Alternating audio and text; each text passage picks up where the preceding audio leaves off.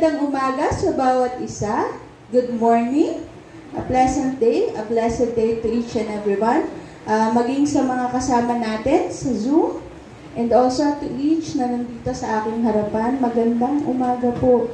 At alam kong mas maganda pa kayo sa umaga dahil kayo pinagpala ng Lord. Ayan. So ngayon po, ating sisimulan ang ating worship service sa pagbabasa ng kanyang salita. So let us all stand up and let us read, ating pong basahin ang mga talata mula sa isa pang libro mula sa New Testament, which is Titus. So let us read Titus chapter 1. Sige po, samahan niyo po ako. Paul, a servant of God and an apostle of Jesus Christ, for the sake of the faith of God's elect and their knowledge of truth, which accords with godliness, in hope of eternal life, which God, who never lies, promised before the ages begun, and at the proper time manifested in His word, through the preaching with which I have been entrusted by the command of God our Savior. To Titus, my true child in a common faith, grace and peace from God the Father and Christ Jesus our Savior. This is why I left you in Crete, so that you might put what remained into order, and appoint elders in every town as I directed you. If anyone is above reproach, the husband of one wife, and his children are believers, and not open to the charge of debauchery or insubordination. For an overseer, as God's steward, must be above reproach. He must not be arrogant, or quick-tempered, or a drunkard, or violent, or greedy for gain, but hospitable, a lover of good, self-controlled, upright, holy, and disciplined. He must hold firm to the trustworthy word as taught, so that he may be able to give instruction in sound doctrine, and also to rebuke those who contradict it. For there are many who are insubordinate, empty talkers and deceivers, especially those of the circumcision party. They must be silenced, since they are upsetting whole families of teaching, for shameful gain what they ought not to teach. One of the Cretans, a prophet of their own, said, Cretans are always liars, evil beasts, lazy gluttons. This testimony is true. Therefore, rebuke them sharply, that they may be sound in the faith, not devoting themselves to Jewish meats and the commands of people who turn away from the truth. To the pure, all things are pure, but to the defiled and unbelieving, nothing is pure, but both their minds and their consciences are defiled. They profess to know God, but they deny Him by their works. They are detestable, disobedient, unfit for any good work. So mapagpala po ang ating Panginoon sa pagkakabasa ng kanyang salita. You may all sit down. So, welcome once again po sa ating worship service. May we greet again yung ating mga birthday celebrants. So, yung mga past birthday celebrants. So, we thank the Lord for another year of their lives. And to the upcoming, usually po mga kids na, yung mga next in line na magsa-celebrate ng kanilang birthday. And now, may we also greet yung upcoming wedding anniversaries on October 21. Ang aking maganda at gwapong ninang. Yan. Ninang Ray and Ninang Telma. Yan, on October 21. And October 27, si Tatay Henyo and si Nanay Laming. Ayan, from Nagcarlan. So, happy wedding anniversary po. Patuloy na maluwalhati ang Lord sa inyong marriage. Ayan. Sige, let us also thank everyone who participated our prayer and fasting last week. Ayan. So, salamat po sa pakikibahagi. Palakpakan po natin ng Lord. This will all not be possible kung hindi dahil sa strength and also yung endurance na binigay niya. Alam ko po mahirap mag-fast, pero masarap naman po na manahan sa presensya ng Lord. Amen? Ayan. So, I hope, yung po mga natutunan natin, and also yung mga pinangusap ng Lord, mangyari po na let us obey it and do it. Diba po ba? Para hindi maging in vain yung ginawa nating prayer and fasting. Sige po, let us also give our deepest sympathy and our condolences sa mga kapatid po natin na namatayan, or we would like to extend our deepest sympathy to the family of Sister Juliet because of the loss of Sister Clarita, her cousin, and also kay Lola Consur sa Lola ni Lovely at saka ni Kuya Lem and Ate Jared. So, kami po ay nakikiramay in behalf of GCC family. Condolence po sa inyo. We pray that the Lord's comfort and the Lord's loving grace be upon your family. Ayan po. And also, may we remind each and everyone sa upcoming Jesus Reigns na gaganapin po sa Santa Cruz. So, kung nais nyo pong makabahagi, it will be may 3 p.m. parade po, and then 4 p.m. extravagant worship. November 27. Sorry po. Actually, hindi ko na kayo sarap dito. Kaya po. So, November 27 po tayo magsama-sama upang i-lift ang pangalan ng ating Panginoong Jesus. Jesus reigns. Po. Yeah? Other announcements, yan po, makikita po natin yan sa ating screen. So, we would like to tell everyone to invite everyone na mag-participate po tayo for this activities.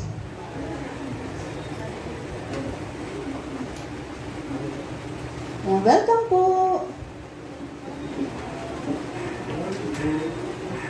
Morning po sa inyo. Yan, and now we will go to another part of our worship this morning. Yan, sa ating tithes and offering. And this day po, I would like to share to you, ano ba yung generosity na makikita natin in the Bible. So, meron pong 5 simple things daw about generosity. Pero po kayo maglag, di ko share lahat yung 5, isa lang.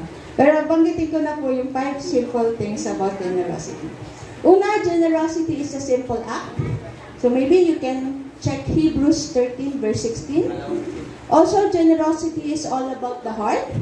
Yan po, makikita natin yan sa 1 Corinthians 13 verse 3. Yan po yung ating pagbubulayan this morning. And number 3, generosity involves more than just money. In 1 Timothy 6:10, generosity teaches us to trust God.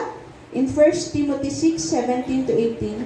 And generosity is a blessing. Blessing daw kapag ikaw ay mayroong generosity within you. As seen in Acts 20 verse 35. So ngayon po, let us see yung second. Generosity is all about the heart. What does it mean?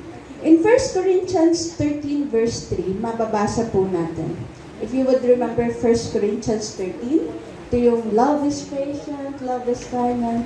But before Paul defined love there, may sinabi siya na, ito po yung isa, if I give away all I have, and if I delivered up my body to be buried, but not love, I gain nothing.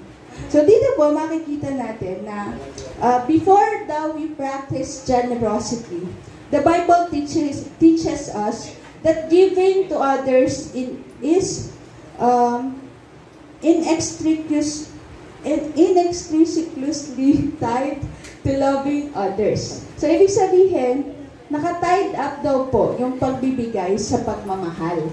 Yeah, if you remember before, na may nabasa po akong quote, you cannot give without loving. You can love without giving, and you cannot give without loving, but you cannot love without giving. Hindi ka pwedeng magmahal pero wala kang binibigay. Pwede kang magbigay ng walang pagmamahal, pero hindi mo pwedeng masabi sa sarili mo na I love, pero hindi ka naman nagbibigay. Tama po ba? Sino dito yung nag-I love you, pero wala namang binigay dun sa sinasabihan niya ng I love you? Di ba hindi? Pag sinabihan mo yung isang tao na I love you, yung iyong anak, sinabihan mo I love you, binibigyan mo ng oras, binibigyan mo ng pag-aaruga, binibigyan mo ng kung anong meron ka just to have him para lang siya ay maging maayos. Same goes with with the Lord. Diba? Hindi mo pwedeng sabihin, I love you, Lord. Pero wala kang panahon sa Lord. Ano pong ginagawa natin yan? Nagbibigay tayo ng panahon sa Lord. So, ayun po, parang dito, ang nais ko pong i-point out, the grandest act of generosity is meaningless kung hindi ito nakaroot doon sa pag-ibig. Pag-ibig sa Lord. In the context of tithes and offering, kung tayo po'y magbibigay sa Lord, gaano man yan kaliit, kalaki, kung yan ay nagmumula dahil iniibig mo siya, inuuna mo siya, or naroon yung kaunawaan mo na lahat ay galing sa Kanya, at Lord, hindi ko to ipagdadamot sa gawain ng iyong iglesia dahil mahal kita. So, ayun po, nawa today, makita natin that the smallest act of kindness is generosity as well. Di naman pwedeng, sabi ko nga po kanina, yung generosity natin as Christians, hindi yan lang sa pera. It can be your time, your talents, or your treasures. So, yung smallest act of kindness, considered momentous when coupled with love. Yung maliliit na bagay na ginagawa natin at pinagkakaloob natin, kung yan ay nakapaloob dyan yung pag-ibig mo para sa Lord, I tell you, it's momentous, it's great, it's grandest. Hindi po grand yung tithes mo ay 1 million, pero wala ka namang pag-ibig sa Lord. Aanhin yan ng Lord. And ang titignan ng Lord, puso mo. Generosity is all about the heart. Okay? So nawa, as we give this morning, tignan niyo po yung mga tithes and offering nyo, makita natin na anuman liit or laki niyan, kung yan ay coupled with your love to the Lord and your worship to Him, iba po yung dating niyan. At alam ko, tatanggapin yan ng Lord. Okay? So, 1 Corinthians 13 verse 3, if I give away all I have and if I delivered up my body to be burned, so, biruin nyo kahit yung physical body niya, ipagkaloob niya, but not love, I gain nothing. So, nawa po, gawin natin yung bawat bagay, maliit man yan o malaki, na may pag-ibig at pag-worship sa Lord. Okay po ba? So, sige po, let us hold our tithes and offering. And let us pray for it. Sige po, let us pray. Lord, maraming salamat po for this time, O God, that you have given us. Salamat po sa mga kasama ko this morning upang magpuri at magpasalamat sa inyong banal na trono. Salamat po, Panginoon, for this privilege na kami ay nakakasamba, nakakapakinig ng inyong salita, at patuloy, Lord, na nakakaunawa ng inyong kalooban. Dalangin po namin, O God, sa pagkakataong ito na kami magbibigay at magkakaloob ng aming tithes and offering. We pray, Lord, na kumilos ka po sa aming mga puso. Patuloy, Panginoon, na aming maunawaan yung kahalagahan ng gawain ito upang patuloy, Panginoon, na ipakita namin yung aming pananampalataya sa inyo. Knowing that you have given everything, it's 100% yours. Dalangin po namin, Lord, na magkaloob kami na may puso na talagang nagagalak at natutuwa sa lahat ng biyaya mo. Tulungan niyo po kami to be faithful. Tulungan niyo po kami, Panginoon, na kung kami ay nahihirapan sa aming pagbibigay sa inyo, dalangin ko po, Panginoon, na kumilos ka nawa sa amin at talagang mawala yung pag-take hold namin doon sa mga physical treasures and material things dito sa mundo. Looking at you, at patuloy na sinecentralize namin yung aming focus sa inyo. Dalangin ko rin po, Panginoon, sa mga salapiling ito na aming ipagkakaloob. Nawa po, Panginoon, bigyan mo ng wisdom yung mga nag-handle nito, our finance team. Patuloy, Panginoon, na mailagak, O God, sa mga bagay na pangangailangan pa ng aming church at patuloy na masustain yung mga gawain dito sa aming iglesia. Maraming salamat po, O Lord. Find us faithful as we give our tithes and offering, and nawa, Lord, nandoon yung joy and cheerful heart within us. Thank you so much, O God. Nawa po, maluwalhati ka sa aming mga kaloob, gaya po ng naranasan ni Abel, Panginoon. Maraming salamat, O God. This we pray in Jesus' name. Amen. So, dadako na po tayo sa ating pag-aawit.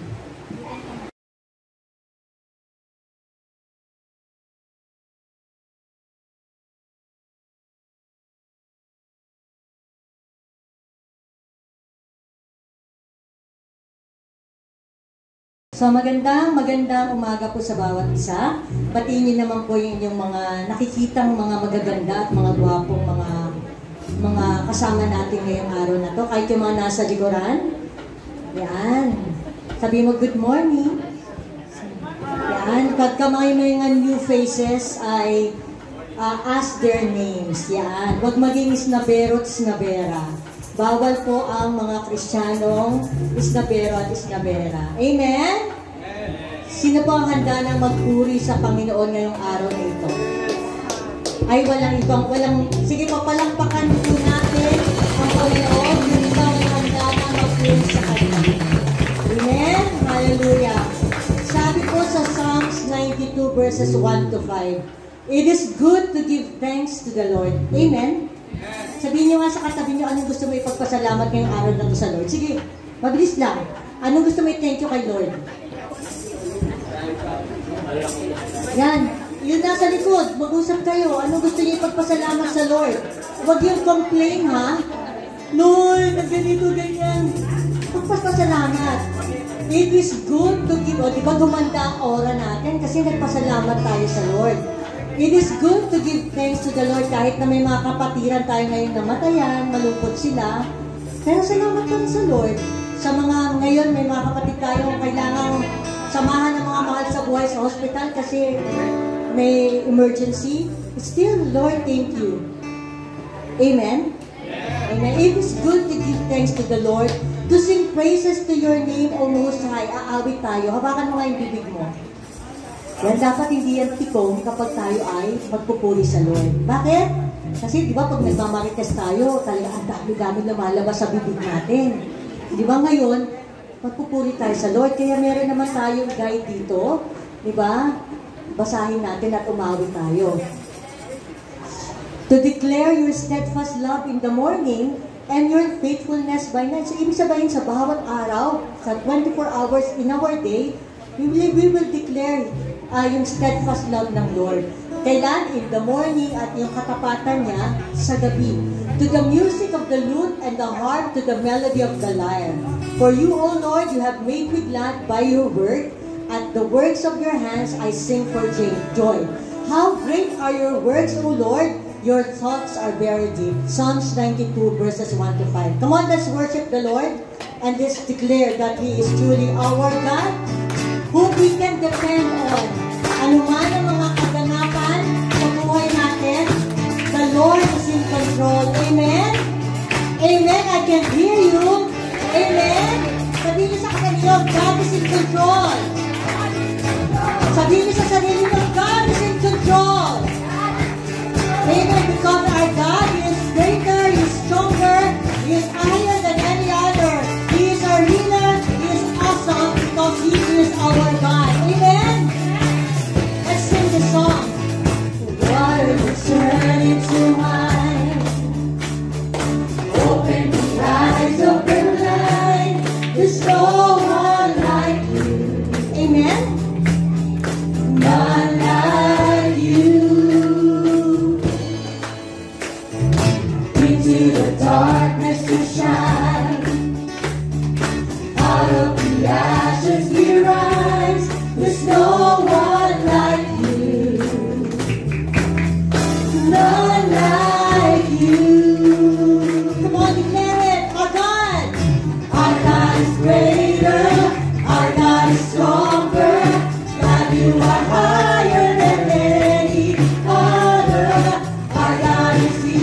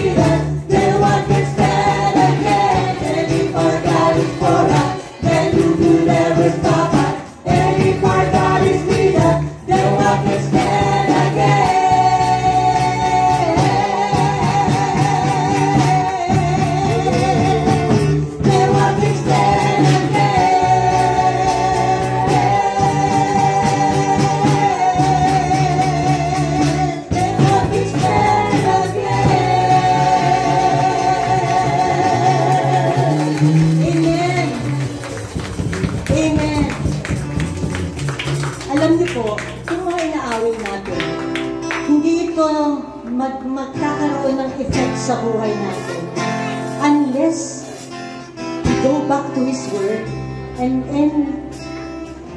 be reminded ng mga pag-ibig niya sa atin. Then we really can declare na, Lord, ano man yung mga nakaganapan sa buhay ko, alam ko, ikaw yung nag-iingat sa akin. Amen? Amen? Sino gusto mabuhay ng malakas? So, hindi lang po physical, kundi spiritual. Amen? Sinong gustong maging maganda? Siyempre, mga lalaki, hindi. Di ba kalainan? Depende gano'n, no? Mga gwapo. Okay? Pero magiging maganda ka, magiging gwapo ka, magiging malakas ka, magiging matagumpay ka, if God is in real and full control of your life. Amen? Sabi sa Hebrews chapter 1, verses 1 to 3, long ago, at many times and in many ways, God spoke to our fathers by the prophets. But in these last days, He has spoken to us by His Son, whom He appointed the heir of all things, through whom also He created the world. He is the radiance of the glory of God and the exact imprint of His nature, and He upholds the universe by the word of His power. Lord, we will declare today that You are God alone in our lives, in all our situations, in circumstances, whatever, Lord, life could take us, Lord, and we know, Lord, that You are our God alone, who knows our lives, and You uphold us each day of our life. We will continue to worship and honor You, bringing You glory and praise each day of our lives. Hallelujah.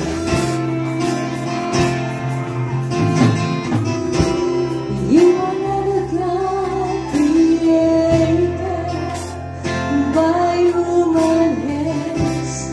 You are not a God dependent on any mortal man. You are not a God in need of anything we can give by Your grace.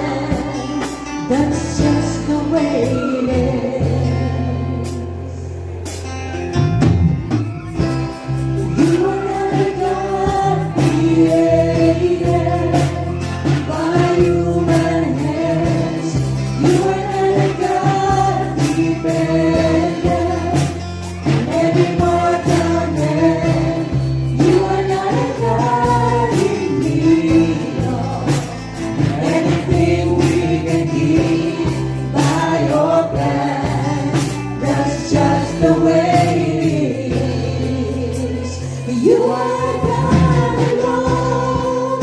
From before time began,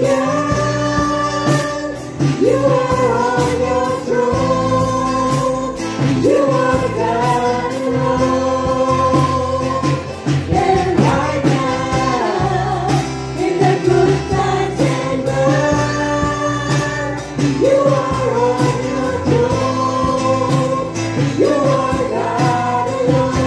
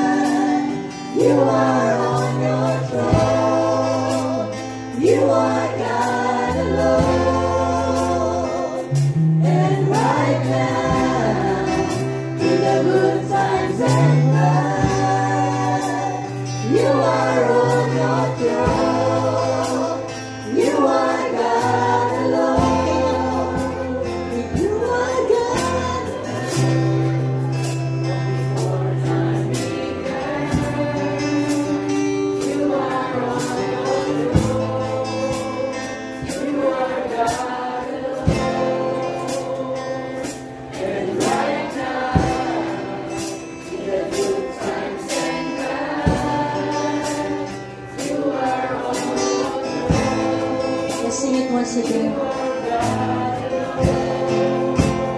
You are God, Lord, from before time began.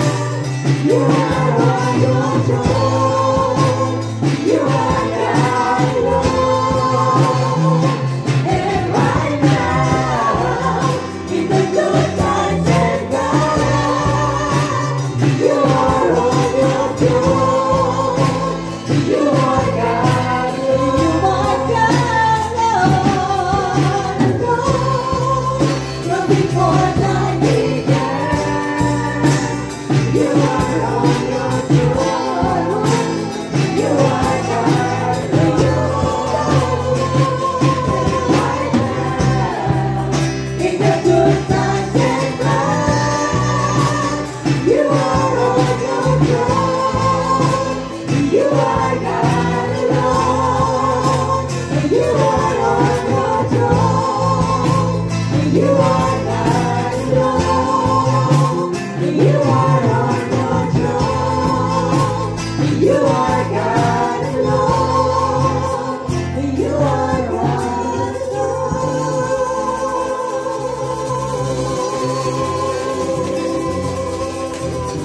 Yes, O Lord, you are on your throne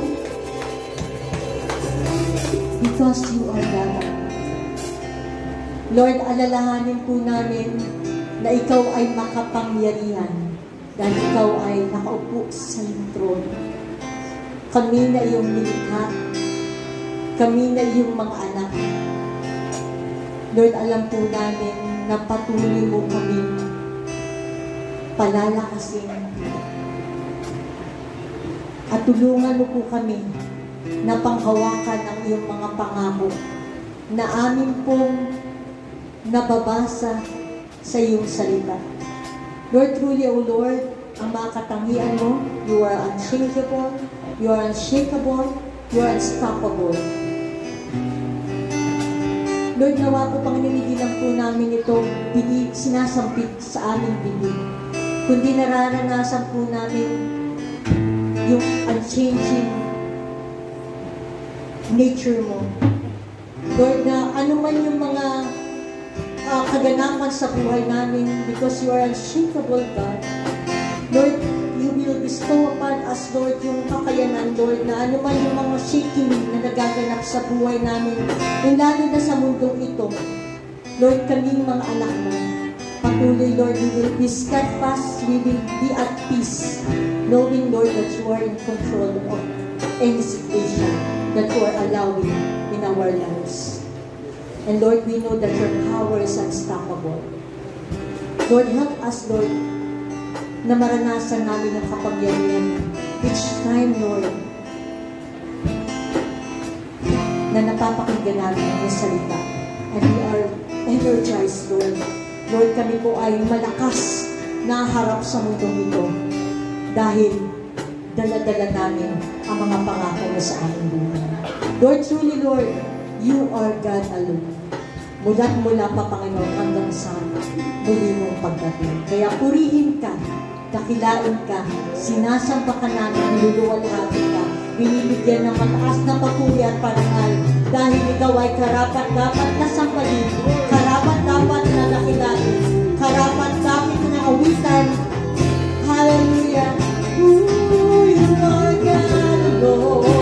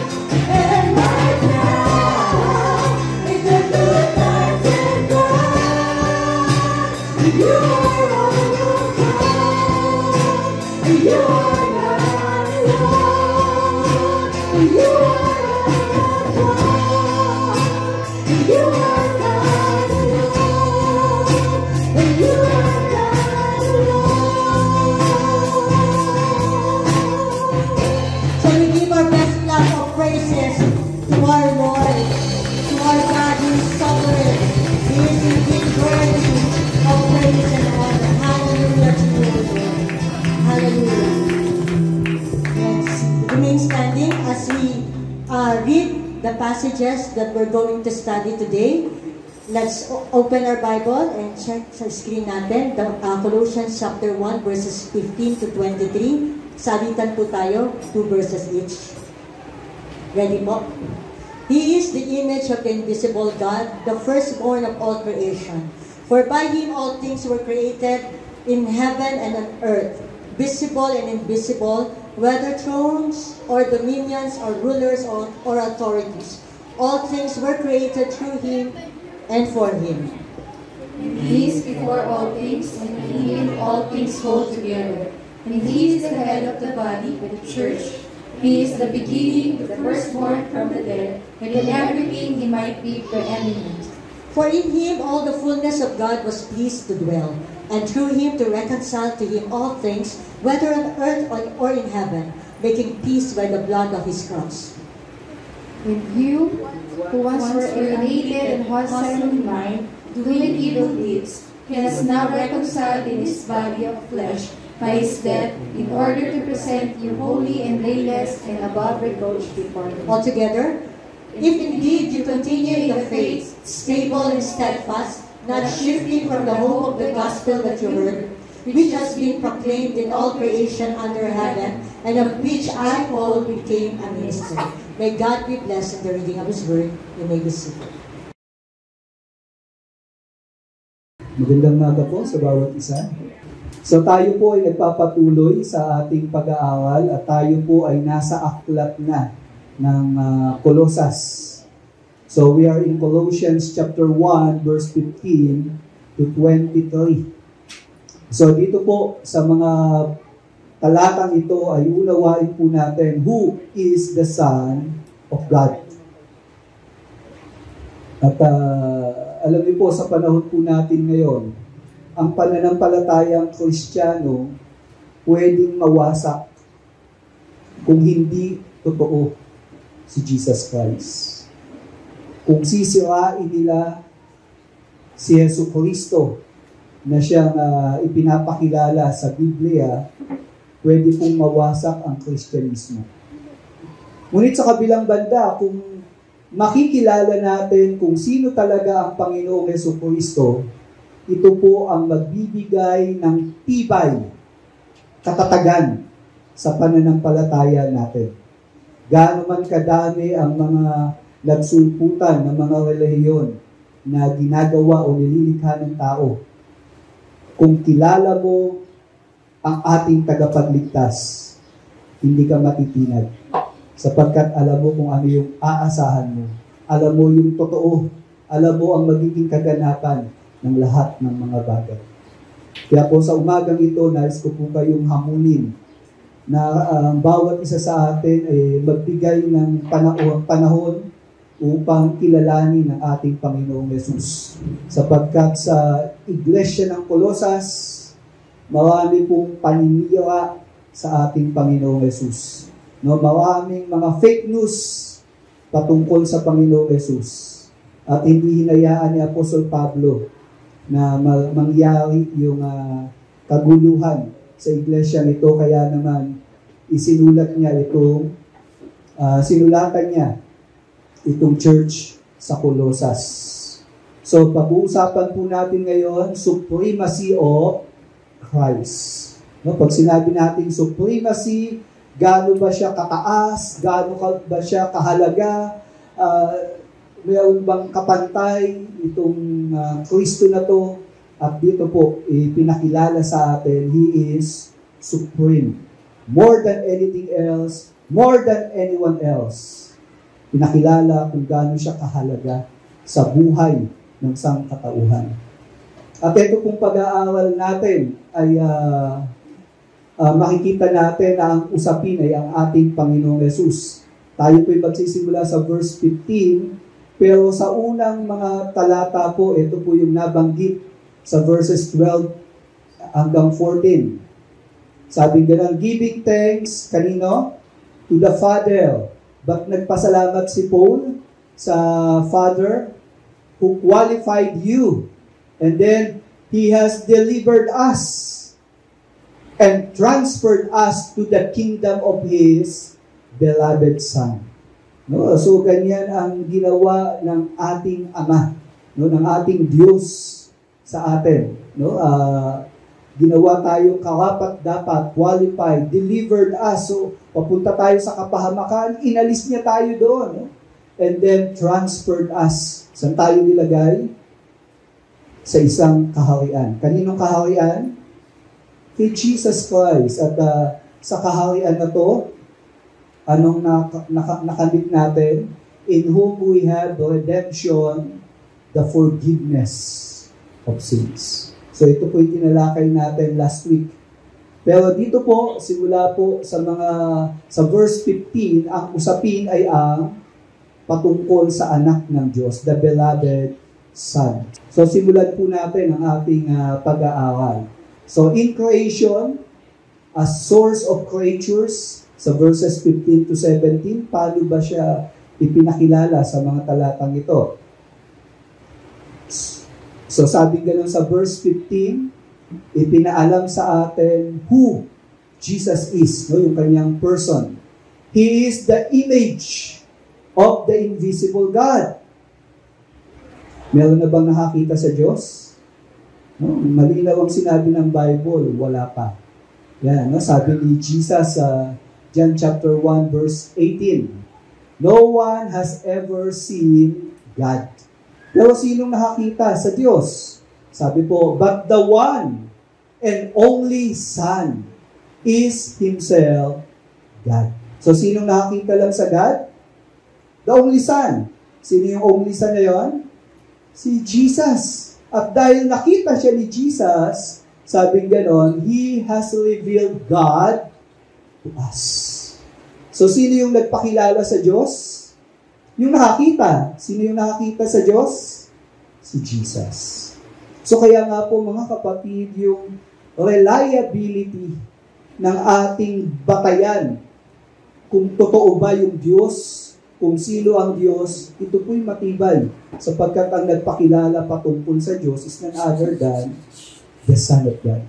So mula po dito sa talata, tandaan po natin, ang pagkakilala natin sa Diyos, hindi ho dahil sabi-sabi lang.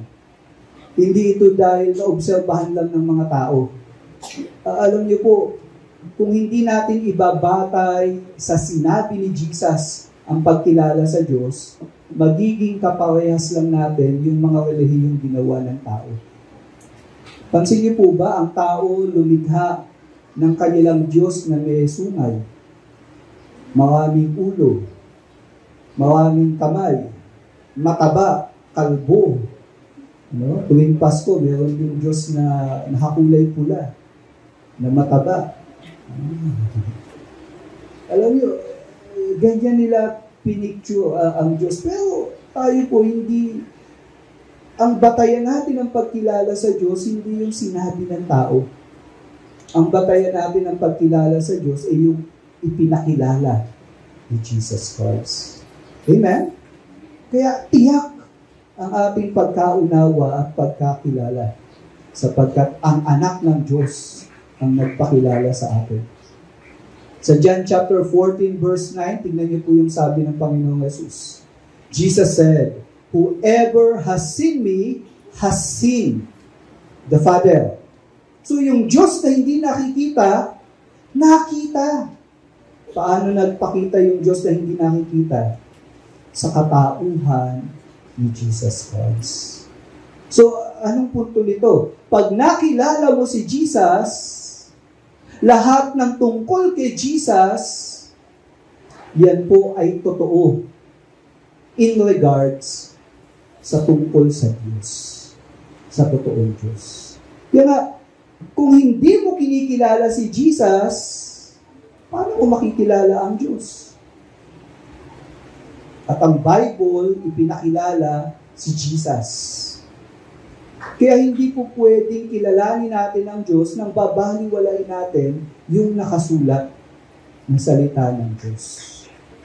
Kaya po, sa mga kasama natin dito na nagbabasa ng Bible, umaattend ng Bible study, alam niyo po, isa lang ang layunin natin dyan. Kilalanin natin si Jesus. At yan po yung nais ng Panginoon na gawin natin. Sapagkat si Jesus, sabi sa verse 15, He is the image of the invisible God. At sabi pa, the firstborn of all creation. Yan din si Jesus. Pag sinabi nating firstborn, tandaan natin, sabi sa Psalms 89 verse 27, I will make him the firstborn, the highest of the kings of the earth. Dito naman po, sa Psalms 89, ang pinag-uusapan, yung darating na Mesiyas. At etong darating na Mesiyas, tinawag siya dito na firstborn. Minsan po, pag sinabing firstborn, ang iniisip natin, panganay na anak. Pero dito po, ang ibig sabihin ng firstborn, hindi siya panganay na anak, kundi siya yung pinakamataas na uri. No, kaya dito, highest of the kings of the earth. So, si Jesus po, nung tinawag siyang the firstborn of all creation, ang ibig sabihin nito, lahat ng mga nilikha, ang naging pattern ng paglikha ay si Jesus Christ. Naalala ko po, pag pinag-usapan yung pattern, nanay ko po kasi dati nagtatahi. At nakikita ko, bago niya gupitin yung tela, mayroong pattern. Ano yung pattern? No, gumagawa ng papel muna si nanay, gaano kalaki, gaano kahaba, ginagawa niya, and then tsaka niya ilalagay yung tela, and then huhulmahan yung pattern. So, ganun din pala ang paglikha sa lahat ng mga nakikita natin, mayroong pattern. Kaya nga po, dito po sa verse 16, sa unang mga pananalita, sabi, For by Him all things were created. Saan? In heaven and on earth. Visible and invisible. So, ano yung ginamitan ng pattern? Na si Jesus yung pattern. Sabing ganon? Saan inilagay yung mga nilikha? Ano sabi? Heaven. And then, sa earth. And then, ano pa sabi? Visible and invisible. So, maski pala yung hindi nakikita, according to the pattern. At yung pattern na yon, yung firstborn, none other than Jesus Christ. At pag sinabing invisible, kasama dyan, sabi nga whether thrones or dominions or rulers or authorities. Minsan po, pagka inisip natin yung nilikha, tinitingnan natin yung nakikita lang natin eh. Pero tandaan nyo, kasama rin sa nilikha yung hindi nakikita. Ano example nun? Yung trono. Sino ba yung hari ngayon?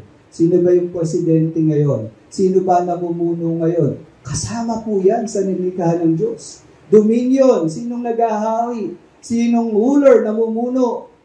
Sinong nasusunod? Ano man pong posisyon nyo sa buhay? Di po ba yung pagiging nanay? Posisyon yan, pagiging tatay, pagiging manager, pagiging empleyado, pagiging businessman, mga posisyon yan. Ngunit tandaan nyo, anumang posisyon na meron ka, ginawa yan ng Diyos. At pasalamat ka, nakikinabang kami. Amen? Isa kasi tinitiglan lang natin na tinanggap natin mula kay Lord ay yung mga physical material. Salamat Lord, kumakain pa ako. Salamat Lord, may damit ako. Salamat. Isipin mo rin yung posisyon mo ngayon, yung kalagayan mo ngayon, likha din ng Diyos siya. Kaya naman dapat mong ipagpasalamat. Amen? At dito sa book ng Colossians, ipinapakilala si Jesus. Sino si Jesus? Diyos. At ipinakita na totoong Diyos siya kasi sa paglikha, nandun na siya. So, tignan pa natin. In creation, ano ba yung purpose and meaning of life? Ipinaalam din sa atin, ba't ka ba nabubuhay? Sabi sa verse 16, all things were created through Him and, ano sabi? For Him. Para kanino? Ba't ka nabubuhay? Ba't ka naglalaban ng damit? Ba't ka namamalansya? Para sa kanino? Ano ba yun eh? Ba't ka nagtatrabaho? Ba't ka naghahanap buhay? Para kanino? Hindi po ba? May sagot ka eh. Pero alam niyo po, ang pinakamataas na dahilan ba't natin dapat gawin ang lahat ng bagay is for Him. Yun po, doon mo makikita yung meaning of life. Pag yung mga ginagawa mo, for Him. At pag ginawa mo yan for Him, mas nagiging maayos ka sa pamilya mo, sa trabaho mo, sa pag-aaral mo. Amen? Minsan daw po may mga taong hindi uma-attend ng church kasi sila ay abogado. Ano po ba yan? In-invite mo. May discipleship tayo. Sagot nila. Gusto ko po umattend ng discipleship. Kaso. Ay, may Sunday service tayo. Ay, gusto ko po umattend. Kaso. Mga abogado eh. May prayer meeting tayo. Ay, ang ganda po ng prayer meeting natin. Nakaka-bless talaga. Kaya, kaso, mga abogado kaya hindi maka-attend eh. Pero alam niyo po, hindi mo gagawin yung mga gawain na yan para sa tao. Para sa kung kanino man. Gawin mo yan para sa Diyos na nagbigay ng buhay sa'yo. Mas mayroon kang motivasyon. Uunahin mo siya. Pahahalagahan mo siya. Amen? For Him. Yun po yung meaning of life. Kaya magulo yung buhay natin, o maraming tao hindi tama ang takbo ng buhay, mali yung priority. Kasi yung anak ko eh, kasi yung apo ko eh, kasi kung gagawin mo yan for Him, itatama ng Diyos yung buhay mo. At magiging maayos ka. The meaning of life. Amen? Sa Romans chapter 11 verse 36, sabi ganon, for from Him and through Him and to Him are all things. Kaya nga, to Him be glory forever.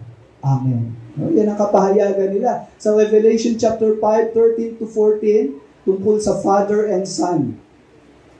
And I heard every creature saying, to Him who sits on the throne and to the Lamb. No, dito tuko yung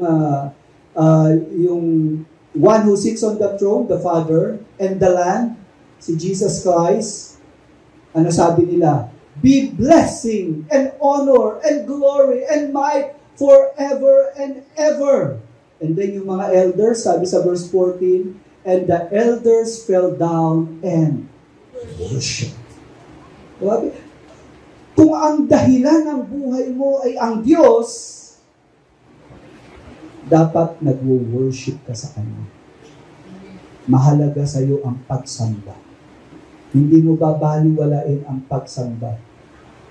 Mas mahalaga ang pagsamba kaysa sa labada mo. Amen?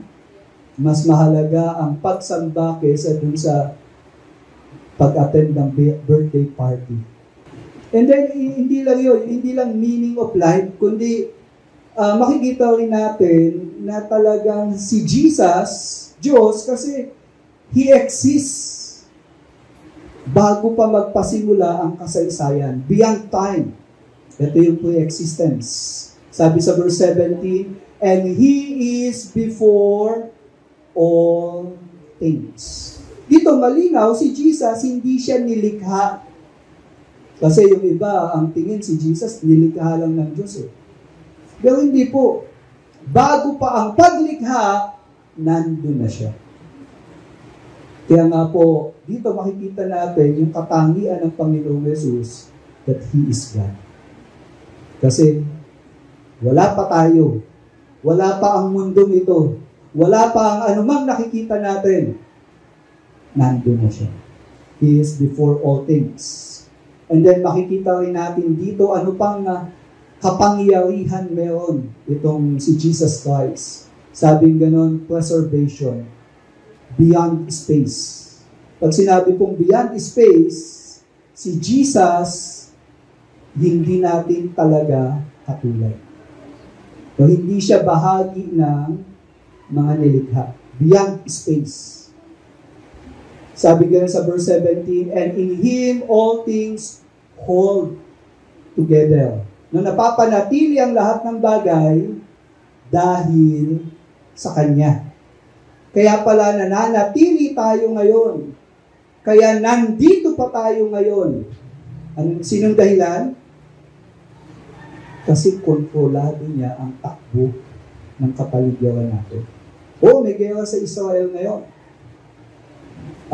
Before, nagkagera sa Ukraine, until now, may gera pa sa Ukraine.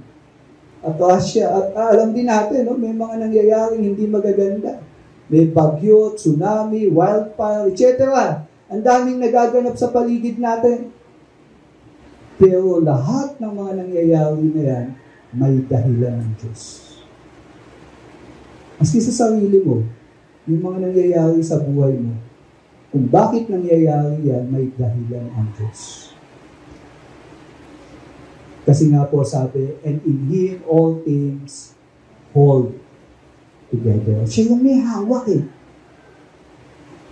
Tignan niyo po, ang sabi ganun sa Hebrews chapter 1 verse 3. The Son sustains all things by His powerful word. Ba't daw nananatili ang lahat ng bagay? By His, dahil sa salita niya. Kaya nga po, mga kapatid, yung salita ng Diyos na nauunawaan natin, pinanghahawakan natin, inaasahan natin, tama po yun kasi lahat ng bagay nananatili dahil sa Kanyang salita. Hello? Amen? Kung titingnan natin sa pasimula, paano ba nalikha ang mga bagay? Di po ba? God said sa salita niya. At nananatili ang lahat ng bagay dahil sa salita niya. Kaya kung ikaw pinanghahawakan mo yung salita ng Diyos at tama ang pagkaunawa mo dyan, yung inaasahan mo, hindi ka bibiguin ng yayari yan. Amen? Tanong lang, anong salita ng Diyos yung pinanghahawakan mo ngayon? Meron ka bang na-memorize ng salita ng Diyos? At pinaniniwalaan mo yun? Kung marami kang mga salita ng Diyos na inaalala at naaalala at pinanghahawakan mo yun, nasa matibay kang kalagayan. Meron daw pong 2 builder, sabi ni Jesus. Yung isa, nagtayo ng bahay sa ibabaw ng bato. Kaya dumating yung bagyo, malakas na ulan, malakas na hangin, bumaha, hindi bumagsak. Bakit? Kasi yung bahay niya nasa ibabaw ng bato. Sino daw yung katulad niya? Ano sabi ni Jesus? Ito yung nakarinig ng salita ko at yung salita ko ipinamumuhay. Amen? Yung isa, nagtayo ng bahay sa ibabaw ng buhangin. Kaya nung dumating yung bagyo, dumating malakas na hangin, bumaha, ano nangyari sa bahay na yun? Wasak. Sira. Tingnan niyo nga po yung katabi niyo. Mukha bang sira? Alam ko, maraming matibay ang bahay dito. Minsan kaya wasak ang buhay natin eh. Hindi maayos yung relasyon mo sa asawa mo. Hindi maayos yung pamumuhay mo, yung direction mo, parang nangangapa ka, natatakot ka, nayayanig ka. Baka hindi ka nakatayo sa matibay na bato. Baka hindi mo pinangahawakan ang salita ng Diyos. Amen? Ngayon, tingnan naman po natin. In the church, Dito, tingnan natin yung Savior of the Church, verses 18 to 20. Sabi po sa verse 18, and He is the head of the body, the church. So again, pinakilala si Jesus. Sino daw si Jesus? Anong posisyon niya sa church? He is the head. Yung iba po, pagka iniisip yung head, ang naiisip natin yung katawan ng tao. Kaya ang tingin natin kay Jesus, siya yung ulo. Pero dito po, pag sinabing head, figurative yun. Huwag mo i-picture ang church na parang katawan ng tao na mayroong ulo. Ano ba ibig sabihin ng head? Ephesians chapter 5 verse 23 to 24, ginamit po yung salitang head. Sabing ganun, for the husband is the head of the wife, even as Christ is the head of the church, his body, and is himself its Savior. Now, as the church submits to Christ, so also wives should submit in everything to their husbands. So dito, yung husband na nakapasakop kay Jesus Christ, importante na pamunuan niya yung kanyang tahanan ng ayon sa direksyon ng Diyos. At kung ikaw, asawang babae, anong dapat mong gawin? Kung yung husband mo, ginagawa niya yung kalooban ng Panginoon, dapat kang magpasakop. Kasi, ang head ng family ay, sino po? Yung lumalagong tatay ng tahanan. Lumalagong sa faith na tatay ng tahanan. Amen?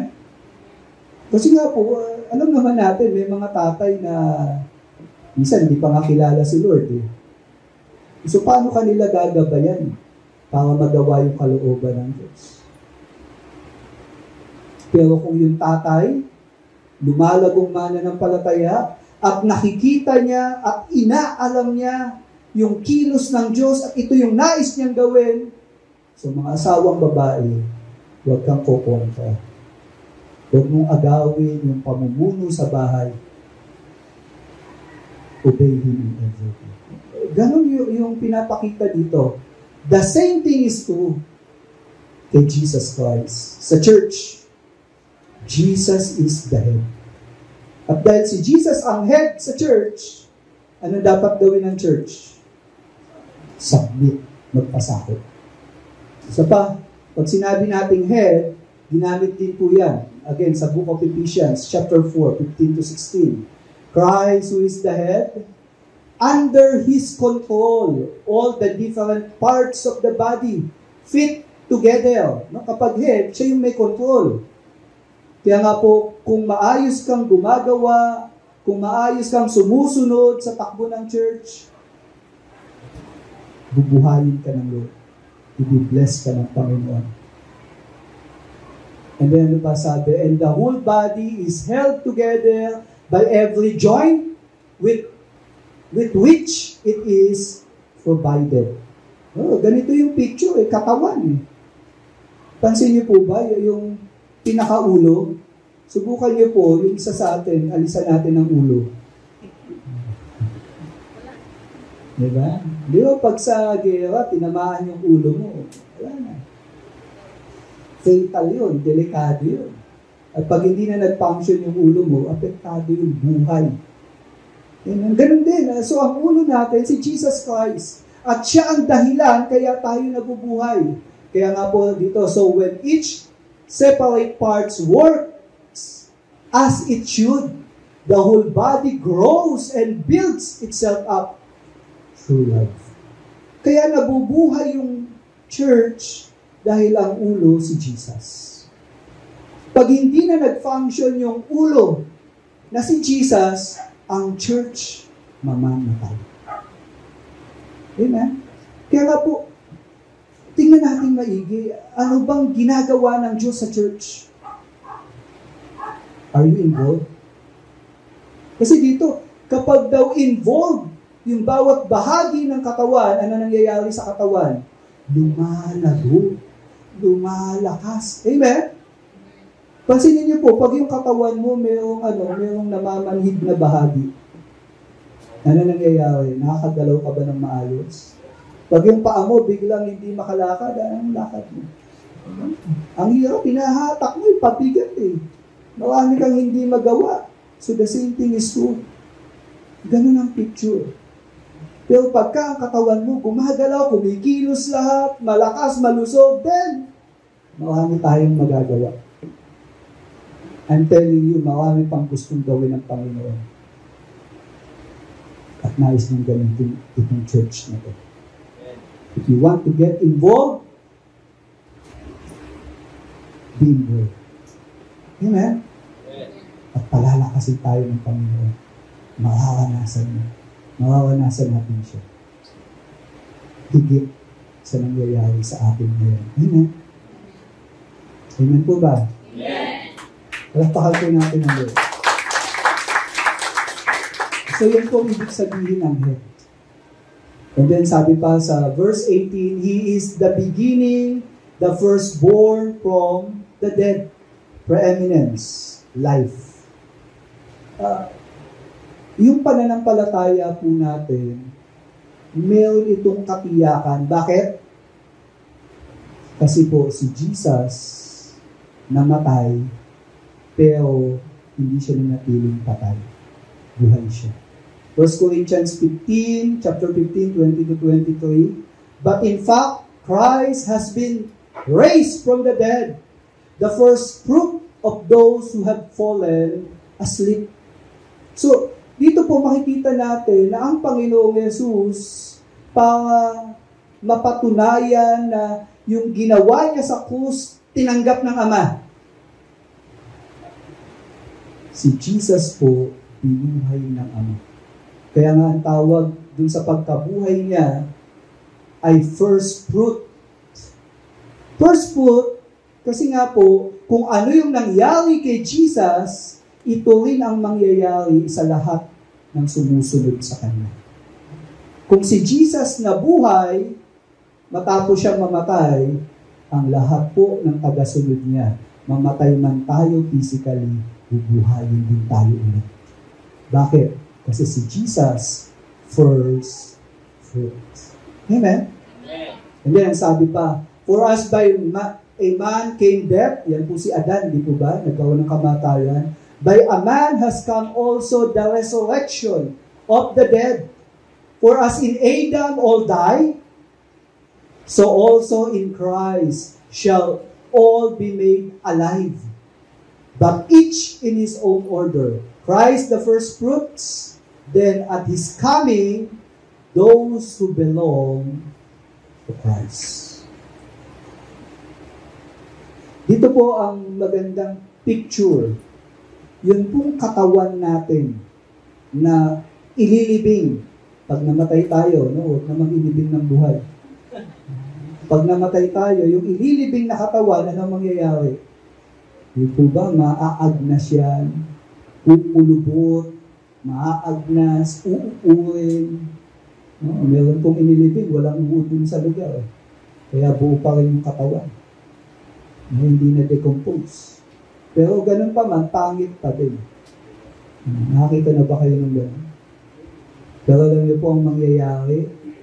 Dahil si Jesus na buhay na muli, mayroong bagong katawan, the same thing is true.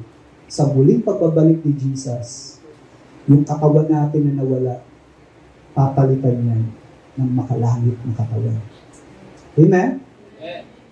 Kaya nga po, ba't nangyari yan? That in everything, He might be preeminent.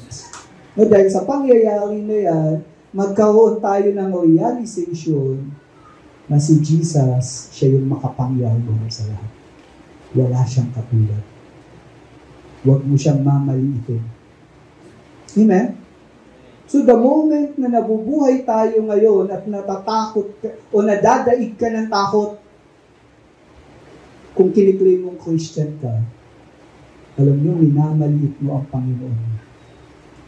Kung sumusunod ka sa kalooban ng Diyos, ginagawa mo yung naisin niya, at may nangyayaring hindi maganda sa buhay mo, pagkatiwalaan mo ang Diyos. Dahil iingatan ka niya, puprotektahan ka niya. At maging yung mga mahal mo sa buhay, hindi rin pababayaan ng Diyos. Kasi ganyan ang Diyos na nagmamahal sa atin at kumakalimot. Amen? Ganyan po yung Diyos natin. Kaya nga po, mga kapatid, in this church, because Jesus is the head, hindi ka dapat matakot. Hindi ka dapat mangamba. Bagkus dapat maging matapang ka na sumunod sa Panginoon. Dahil habang sumusunod tayo, mas nararanasan natin siya. Tandaan po natin, eto pa si Jesus, sabi sa verse 19, "For in Him all the fullness of God was pleased to dwell." Sa lugar po ng Colosas, yung mga tao sumasamba sa anghel. May mga angel silang nakikita. May mga angel na marami na nagpapakita sa kanila. Pero yung mga angel na yun, mga demonic spirit. Kaya nga po dito, ang pagsamba, sinasabi dito ni Apostle Paul sa mga taga-Colosas, wag sa anghel. Baka po may nangangawa pa dito na makakita ng anghel. O samahan siya ng anghel. Angel of God, my guardian dear.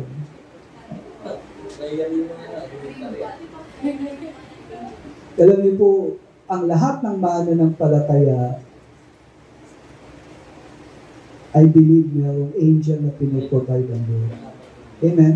Even this church, may angel na binibigay ang Panginoon. But more than angels, mas gusto ko yung presensya ng Diyos ang makasama natin. Amen? At yun naman ang pangako niya. Amen? Hebrews chapter 1 verse 3, ano sabi? "The Son is the radiance of His glory and the representation of His essence." Importante po ito. Nung sinabi yung essence, si Jesus po, katulad siya ng, pag sinabi kasi God the Father, no, lahat ng katangian, karakter, lahat ng meron yung Diyos Ama, meron din si Jesus. Ito po mahirap explain. Ang Diyos po, nagpakilala, ilan ang Diyos? Isa lang. Ito ba? Hindi ko alam sa inyo, baka kung ilan ang Diyos mo. Ako, isa lang ang Diyos ko. Pero, nung nagpakilala siya, 3 persona. Father, Son, Holy Spirit. At ito yung Diyos. Ang hirap isipin ano? Hello, naisip niyo ba paano nangyari yun? Ang Father, Diyos. Si Jesus, Diyos. Ang Holy Spirit, Diyos. Ilan ang Diyos? Ang hirap isipin, di po ba? Bakit ganon? Ito lang po. Sa ignoranting kaalaman ko, nais kong ipaalam sa inyo na ang Diyos natin, hindi natin katulad. Kaya hindi mo pwedeng i-quantify ang Diyos. Hindi mo pwedeng, hindi abot ng isip natin kung sino ang Diyos. Pero kung ano yung sinabi ng Bible, tanggapin mo na lang. Dahil yun ang totoo. Amen? Ang dami nagtatalo-talo, marami nga nalito. Ayaw nang maging Kristiyano eh. Alam niyo po, huwag mong lituhin yung sarili mo. Tanggapin mo na lang na gano'n. Kasi yun ang kapahayagan. Yun ang revelation sa Bible. One God, 3 person. Si Jesus Christ of His essence. So, paano natin makikilala ang Diyos? Kilalanin mo si Jesus. Sapagkat lahat ng tungkol kay Jesus, totoo patungkol sa Diyos. Amen? Amen. And then, ano yung ginawa niya? Peace to God. And through Him, to reconcile to Himself all things, whether on earth or in heaven. Pansin niyo po, bakit kailangan i-reconcile? Ano ba yung reconcile? Pagka mayroon kang kaaway, inaaway ka, kailangan ng reconciliation. Nag-aaway kayo sa Israel, Hamas, tsaka Israel. Ang gulo. Namamagitan yung ibang bansa para magkaroon ng reconciliation. Ganon din ang Diyos at ang tao. Dahil ang Diyos banal, ang tao, pinipili niyang magkasala, kailangan ng reconciliation. At dito, makikita natin, nagkaroon ng reconciliation ang makasalanang tao sa Diyos na banal. Paano nangyari yun? Pero dito, tingnan po natin na ang kailangan din ng reconciliation, hindi lang ang tao, pati yung paligid natin. Kailangan din silang maging maayos para sa Diyos. Sa Genesis chapter 3, verse 17, nung bumagsak si Adan sa kasalanan, pinili niyang suwayin ng Diyos. Ito yung nangyari. And to Adam, he said, "Curse is the ground because of you." Sino pong sinumpa? Yung lupa. Itong lupa na kinalalagyan natin ngayon na ipasailalim sa sumpa. At dahil nga po napasailalim sa sumpa itong lupa na to, itong earth, mayroong tsunami. Ang tubig, hindi lang siya nakakapatid ng uhaw, nakakamatay din. Ang apoy, hindi lang siya nakakapagluto, pumapatay din. Ang hangin, hindi lang siya nagbibigay ng fresh air, nakakawasak din. Ba't nangyayari yung mga bagay na yan? Kasi nga po, itong earth has been under curse. Amen? Ganun ang sitwasyon. Kaya nga dito sa Romans chapter 8, verse 21, I'm using yung New Living Translation, sabi, "The creation looks forward to the day when it will join God's children in glorious freedom from death and decay." No, even yung creation nawasak siya. Nasira siya. Nabubulok siya. Kaya nga po, kung sabi ni Paul dito, kung lalagyan natin ng damdamin ang mga nilikha, nag-aantay din sila sa muling pagbabalik ni Jesus Christ. Sa 2 Peter chapter 3, verse 13, tignan niyo yung sabi, "But according to His promise, we are waiting for new heavens and a new earth in which righteousness dwells." Ano daw inaantay, sabi ni Peter? New heaven and new earth. Ako po inaantay ko to. At ito po yung magandang abangan natin sapagkat gagawin po ng Diyos. I-restore niya ang buong kapaligiran natin. Hindi lang yung katawan ng mananampalataya ang ibabalik sa magandang kalagayan, maayos na kalagayan, maski po itong earth na meron tayo, this will be restored. Imagine niyo po, yung tumira ka sa lugar na walang danger ng kasamaan. Naiisip niyo na po ba yun?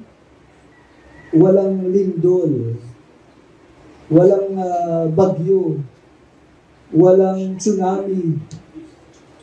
Isipin niyo yan. Yung mga tao mapagmahal, yung mga tao maayos kausap, matapat, yung mga tao, isipin niyo yung ganun yung mga tao. At lahat ng makakasalubong mo, mabango, maganda.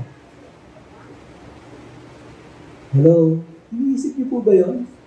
Yung lugar na kung saan i-restore ng Diyos. Yung lahat ng bagay ayon doon sa unang paglikha. At yun po yung plano. Pero ang lahat po ng bagay na yan naging posible. Sabi ganun sa talata, making peace by the blood of His cross. Kinailangan talaga yung blood. Ang blood po, pagka binabanggit yan po ay picture ng massacre. Picture ng Yung po bang kahiya-hiya, nakakatakot na pangyayari, no, ito po ay abuse na pangyayari. Ito po ay pangyayari na talagang, no, ang Israel po ngayon nagagalit kasi mas ultimo mga anak nila hindi pinatawad, ultimo bata no, yung pagka pinag-usapan po yung blood, ganyan ang itsura. And this happened to Jesus. Pero kailangan itong mangyari kay Jesus para ma-restore tayo, para mapatawad tayo. Romans 5:8-10, ano sabi? But God demonstrated His own love towards us in that while we were yet sinners, Christ died for us. Take note, hindi tayo mababait nung namatay si Jesus. Sinners. Hindi tayo katanggap-tanggap sa Diyos. And yet, He died. Kaya nga yung mga tao na nag-iisip, lalapit ako sa Diyos pag bumait na ako. Alam mo, hindi ka darating sa puntong magiging mabait. Kaya tingin ko, kung aantayin mong bumait ka bago ka lumapit kay Lord, hindi ka na makakalapit. Baka ikamatay mo na yan. Pero ito yung love ni God. Maski na sinners tayo, Christ died. Amen? Kaya tanggap ka niya maski sino ka pa Binigay nga niya yung anak niya while we were yet still sinners. That's love. And then sabi sa verse 9, having now been justified by His blood, we shall be saved. Saan? From the wrath of God through Him. Pansin niyo, wrath. Ano yung wrath? Hindi yan yung hinahabol ng pusa. Iba yun. Wrath ay mas matindi yan sa galit. Yan ay pukot. At iniligtas tayo sa pukot ng Diyos dahil sa blood ni Jesus Christ. Hindi maaalis yung pukot ng Diyos kung walang blood ni Jesus Christ. Pero dahil sa blood ni Jesus Christ, we were saved from the wrath of God. Amen? Tingnan nyo nga po yung katabi nyo. Kailangan mo ba yung katawan mo pag may babawil dyan? Handa ka bang mamatay para sa katabi mo? Handa ba? Alam nyo, pag naisip mo, hindi ka niregaluhan pag birthday mo, chinichismis ka pa, maiinis ka Diba? Humihiwag ng pera sa'yo, hindi nagbabayad. Nakakainis Pero alam nyo, tayo, ang dami nating atraso sa Diyos and yet, ganito yung ginawa niya sa atin. Amen? Kaya nga kung iniligtas ka ng Panginoon, anong gagawin mo ngayon? Ito nga po yung kalagayan natin. Tingnan niyo, sabi sa verse 10. For if while we were enemies, we were reconciled to God through the death of His Son. Anong kalagayan ng makasalanan? Enemies. Ano yung enemy sa Tagalog? Hindi lang kagalit, kaaway. While we were yet enemies, parang yung Israel tsaka Hamas ngayon. Enemies. While we were yet enemies, ano nangyari? We were reconciled. Paano na-reconciled?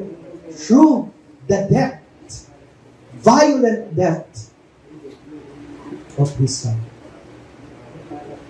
Mga kapatid, ganyan ang church ni Jesus Christ. Iniligtas sa puot at galit ng Diyos. Amen? In summary, who is the Son of God? Sa verse 15 to 17, in creation, source of creation, siya yung dahilan kaya nagkaroon ng mga bagay sa ating kapaligiran. Nakikita at hindi nakikita. So in view of this, we have seen the image of the invisible God. So si Jesus is the image of the invisible God. And for sure, siya talaga ay God kasi He is creator. Pinakilala siya na lumikha. And then pangalawa, in the church, Savior of the church. Bakit natin sinabi yan? Kasi nga dito po sa verses 18 to 20, nakita natin, Jesus is the head of the church. At bilang head, He is light.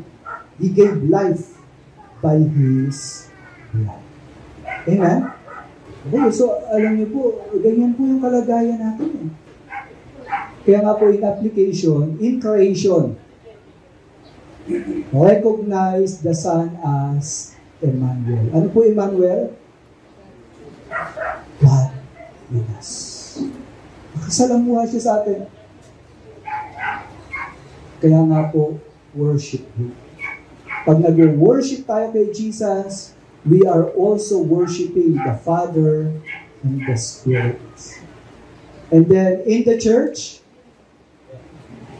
recognize the head of the church. Sino pong head ng church? Si Jesus. Ang importante, we must submit and obey Him. Sino bang nasusunod sa church? Importante, siya tatay. Amen? So, God rules through His Word and by the inspiration of the Spirit. So, ang challenge ko po, share your excitement as part of the new creation. Ngayong ligtas ka na, ito po yung maganda ngayong ligtas ka na, bahagi ka na ng new creation. Yung paparating pa lang na langit, nararanasan na dito sa lupa dahil sa ginawa ni Jesus. May mga patikim na nagaganap sa mga mananampalataya. Ang ginagawa ng Diyos o yung gagawin ng Diyos sa pagbabalik niya, pwedeng maranasan ng church. Kasi tayo ay bahagi na ng new creation. Although hindi pa perfect yung experience natin, pero may mga patikim na pwede tayong maranasan. Amen? Sagutin ang panalangin mo. Sa kabila ng gulo ng buhay mo, meron kang peace. Sa kabila ng inaaway ka ng kapitbahay mo, meron kang love. Mga hindi ordinaryo yan Pero kilos ng Diyos sa buhay mo yan. Amen? At nararanasan mo yung pagsama ng Panginoon sa bawat araw. Kasi naroon siya. Share your excitement bilang part ng new creation. Share how are you preparing yourself to enter in eternity. Sigurado na rin yan. Amen? Kung ikaw na born again, alam mo, time will come, makakapiling mo ang Panginoon. Makikita mo face to face si Jesus Christ. Tanong, paano ka naghahanda ngayon? Saan ka babala? And lastly, what areas in your life would you like to change?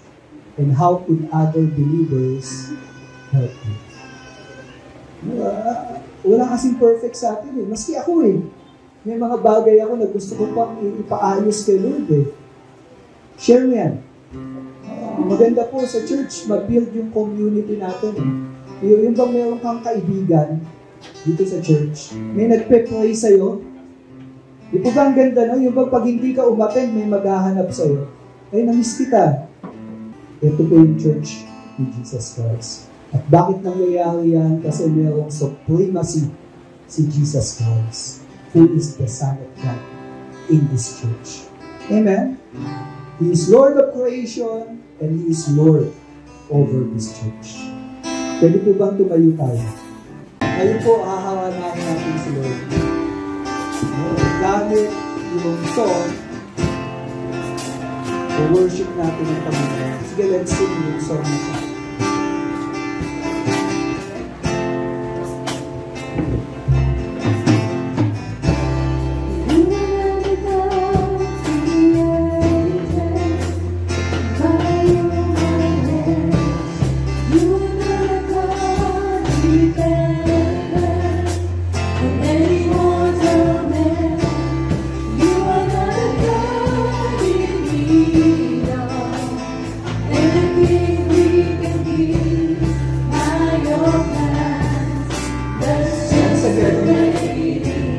Wala ko kayo sa mga lyrics nito kasi you are not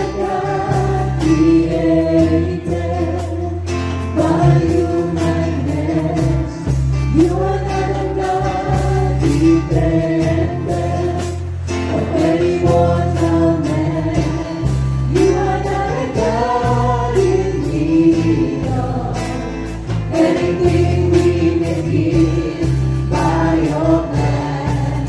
That's just the way it is. You are God alone, from before time began. You are on your throne. You are God alone. And right now, in the good times and bad, you are on your throne. You are God alone. You God is power, not been content. You're the only God who's great. Praise will never end. You're the only God who's worthy of everything we can give. You are God. That's just the way it is.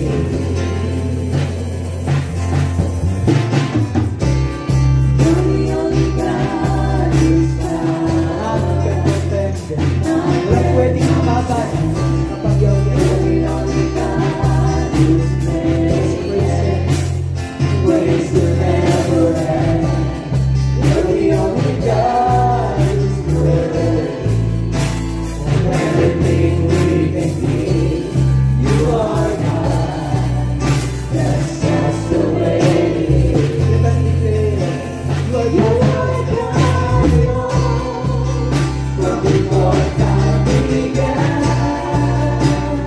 you are on your throne. You are God alone. And right now, in the good times and bad, you are on your throne.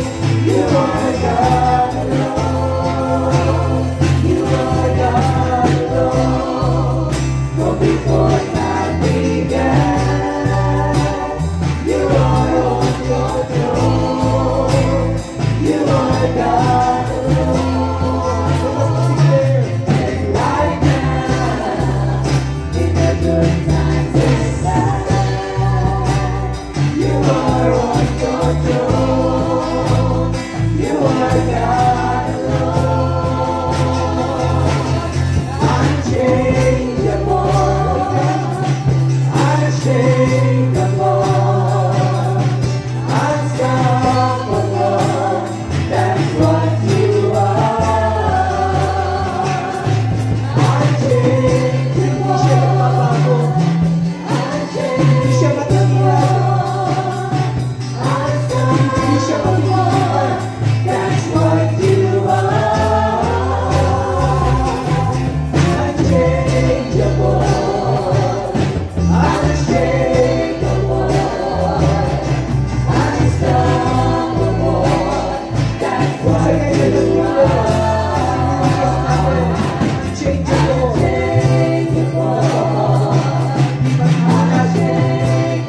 Hindi matigilan.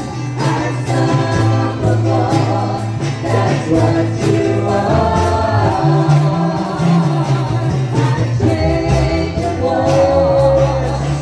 Unshakable, unstoppable, and that's what you are. You are God alone.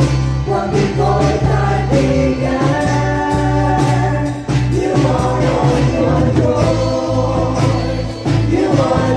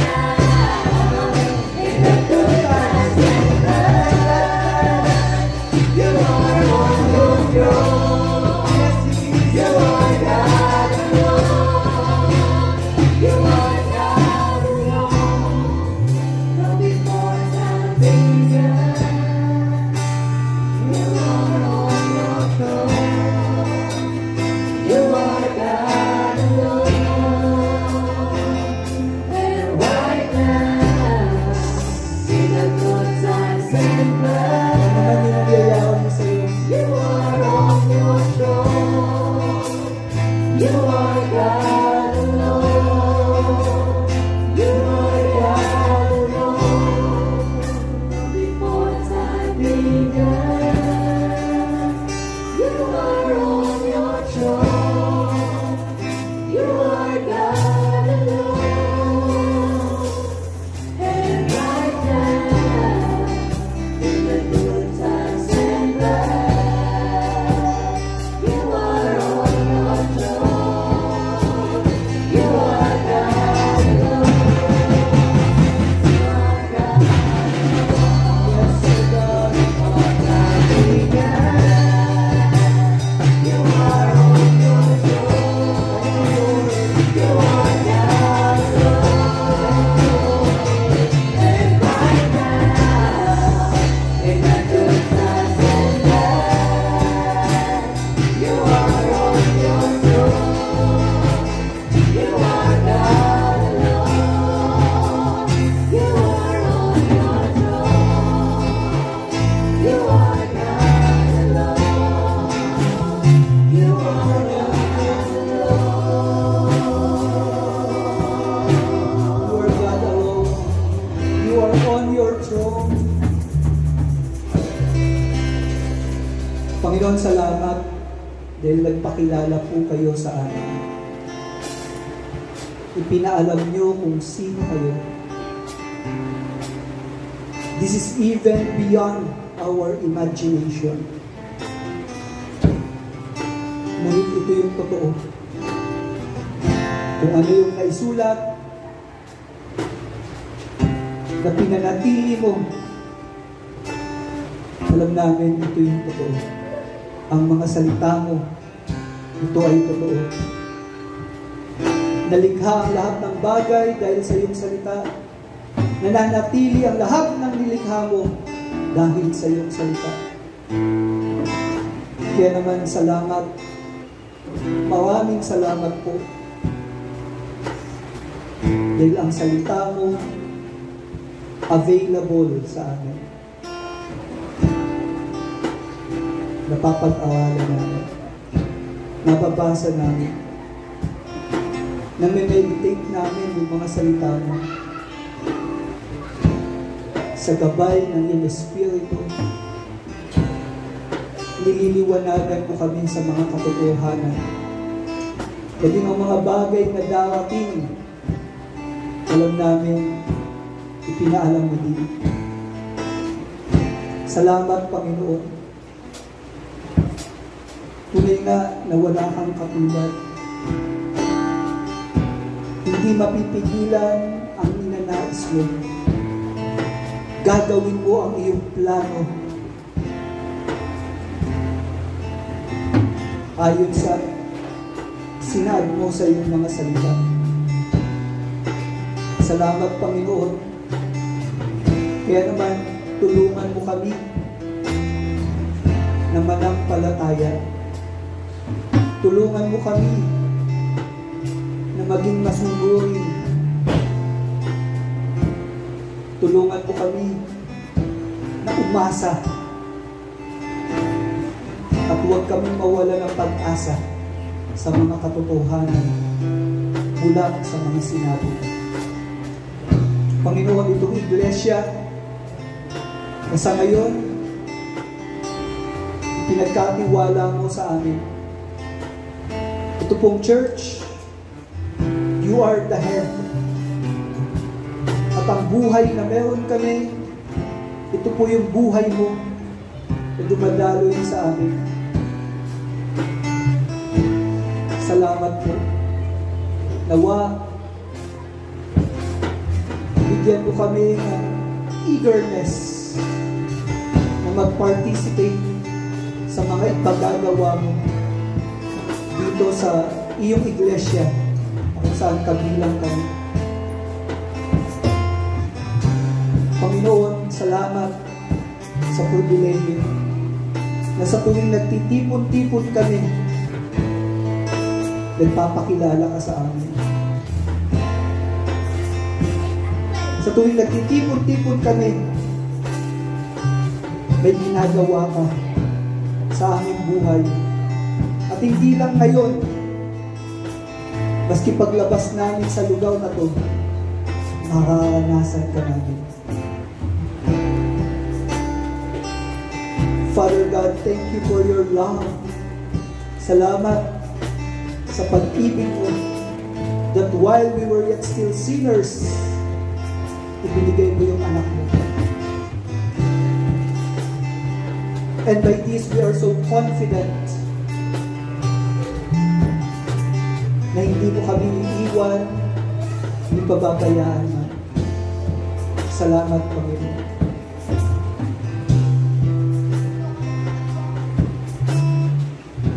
Nais ko pong ipahayag ang pagpapalang ito bago tayo ipansamantalang maghiwa-hiwalay sa lugar na ito. Sa ating Diyos na may likha ng langit at ng lupa, nakikita man o hindi nakikita, sa ating Diyos na nagplano ng pagliligtas, kaya't ibinigay niya ang kanyang kaisa-isang anak. He shed His blood to reconcile us to Him. Sa ating Diyos, sa katauhan ng Panginoong Jesucristo na nagpakilala sa atin, may the joy, may the peace, and His love through His Spirit be upon each and every one of you. May the Lord bless you and keep you, and may His face shine to each and every one of you. In the name of the Father, of the Son, and of the Holy Spirit, everyone who agrees says Amen.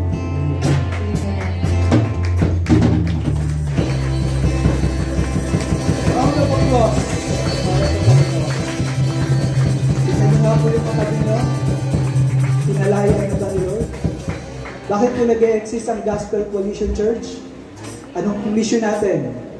Our mission is To glorify God. Paano gagawin? By proclaiming the gospel until we all attain the full measure of the fullness of Christ. Ano slogan natin? Sharing Christ, changing lives.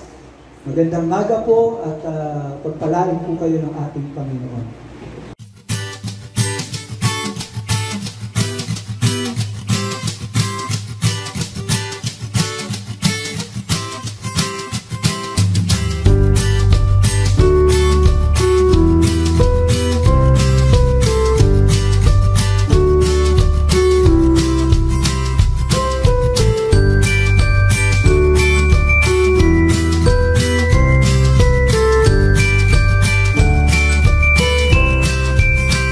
GCC, Gospel Coalition Church. Our mission is to glorify God by proclaiming the gospel until we all attain the whole measure of the fullness of Christ. Sharing Christ, changing lives.